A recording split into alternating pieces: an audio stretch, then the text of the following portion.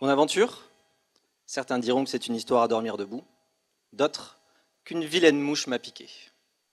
Dans la vie, on connaît tous des gens qui aiment pêcher, qui aiment le sport, et d'autres qui aiment collectionner les insectes. Eh bien moi, ce que j'aime, ce sont les cartes, genre les planisphères et les vieilles cartes au trésor poussiéreuses. Il y a quelques années, une personne est venue me voir et m'a dit « Tu connais la Côte d'Ivoire? Il y a des équipes qui travaillent sur les maladies tropicales négligées. Ça te dirait ?»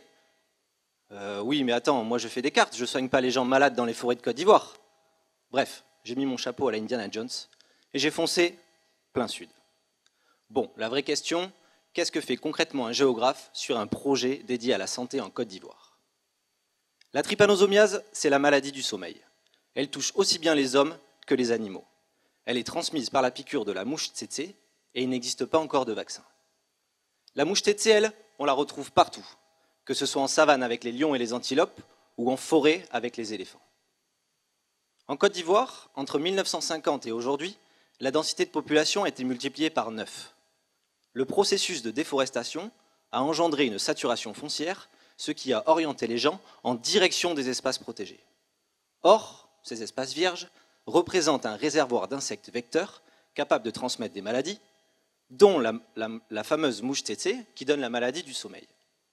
À partir de là, moi, mon but, c'est d'évaluer le risque qu'ont les populations humaines et animales qui s'installent en périphérie de ces espaces de contracter cette vieille maladie que tout le monde a oubliée, sauf nos équipes de recherche.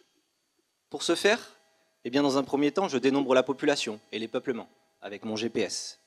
Mais j'essaye aussi de montrer l'évolution croissante des superficies cultivées par analyse d'imagerie satellitaire. J'étudie ensuite les pratiques quotidiennes des populations, comme l'accès à l'eau, et le type d'activités pratiquées, comme la pêche, l'agriculture, et parfois même la recherche illégale d'or. J'oriente également des missions de capture de tsetse, et j'ai même guidé des missions médicales et vétérinaires où les hommes et les animaux sont prélevés pour savoir s'ils sont infectés ou non. À partir de toutes ces données récoltées sur le terrain, moi je les organise dans ce qu'on appelle un SIG, un système d'information géographique. Et j'en fais des cartes qui montrent comment est distribuée la population, des cartes qui localisent les mouches tsetse, leurs espèces, les différentes infections, etc. En définitive, mon objet de recherche se situe à l'interface entre environnement et santé. Il démontre tout l'intérêt de la géographie et des sciences humaines pour travailler sur un problème de santé publique et tente d'émettre des recommandations en vue d'atteindre l'objectif d'élimination de la maladie du sommeil en Côte d'Ivoire, fixé par l'Organisation mondiale de la santé à l'horizon 2020. Voilà, je vous remercie pour votre somnolence et en attendant, j'espère bien vous avoir piqué avec mon histoire à dormir debout.